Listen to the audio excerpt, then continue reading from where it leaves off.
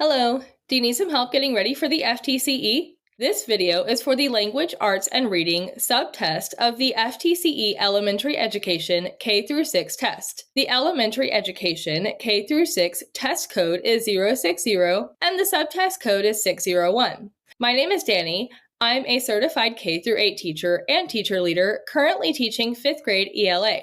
I'm also a test prep expert for study.com. In this video, we'll go over testing strategies for 4 sample questions from this exam to help get you feeling confident for test day. Ready? Let's go! The ability to read at a natural pace, where information is quickly understood, words are familiar, and the attitudes from the reading is appropriately expressed, is known as which of the following? So we're looking for the term that describes the ability to read at a natural pace. The information is quickly understood, words are familiar, and attitudes are appropriately expressed. Is it reading comprehension? Comprehension refers to actually understanding what the text is telling you. Reading comprehension does not describe what the question is asking. What about fluency? Fluency refers to the stage of reading where information is easily and naturally understood. When reading aloud, a fluent student will be able to convey the appropriate expression as well as follow the meaning of the text. Fluency seems correct, but let's check our next 2 options to be sure. Option 3, advanced reading. Advanced reading refers to reading above one's grade level or age level. And our last option, independent reading. This refers to the ability to read independently. Since fluency does refer to the ability to read at a natural pace, with information being quickly understood, words being familiar, and attitudes are being appropriately expressed, it is the best answer to this question. Problem 2. In the following simile, which term makes up the tenor? She sang like a beautiful angel, and I almost saw a halo form above her. So the question gives us a simile as an example, and we have to find the term that makes up the tenor. This is a part of the example that is a simile. In similes and metaphors, items are compared to other things. Similes use the terms like or as to describe the comparison, like in this example. She sang like a beautiful angel. Metaphors compare items by describing them directly, such as life is a highway. The tenor in similes and metaphors refers to the thing that is being likened, while the vehicle is the comparison point. In the example, life is a highway, life is the tenor, and highway is the vehicle. In the example from the question, she sang like a beautiful angel. She is the tenor, and beautiful angel is the vehicle. So the tenor isn't halo, it's not beautiful angel, nor is it I.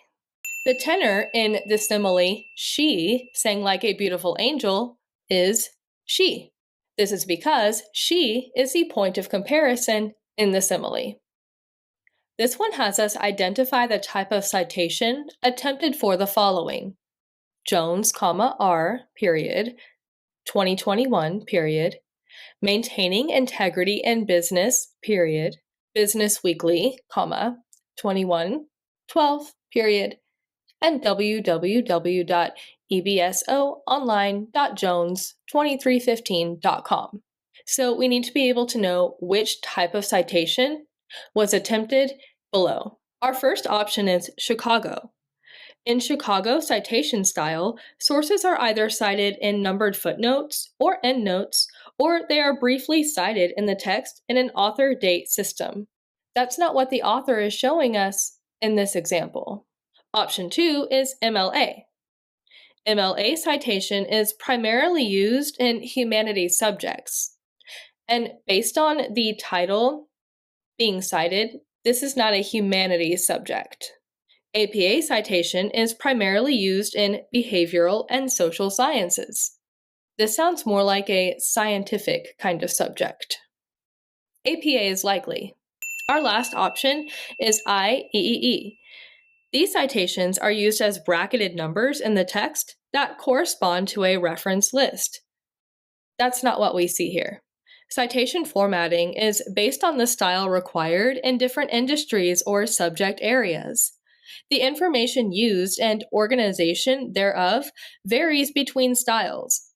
When citing a journal article in APA citation style, students will want to recognize the following in order: the author, date, article title, publication name, volume, and issue numbers, page numbers if applicable, and web address, just like we see in the example given in this problem. APA is the type of citation attempted for this problem. Which of the following tools is best for assessing a student's comprehension of words outside of literary context?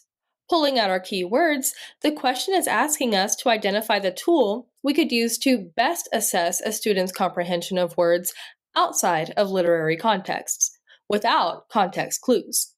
The first option is timed reading. If it's timed reading, they're going to be seeing the words in the literary context, so that is not the best tool for this purpose. Inferential questions. Inferential questions are based directly on the literary context. Again, not the best tool for this purpose. Leveled word lists.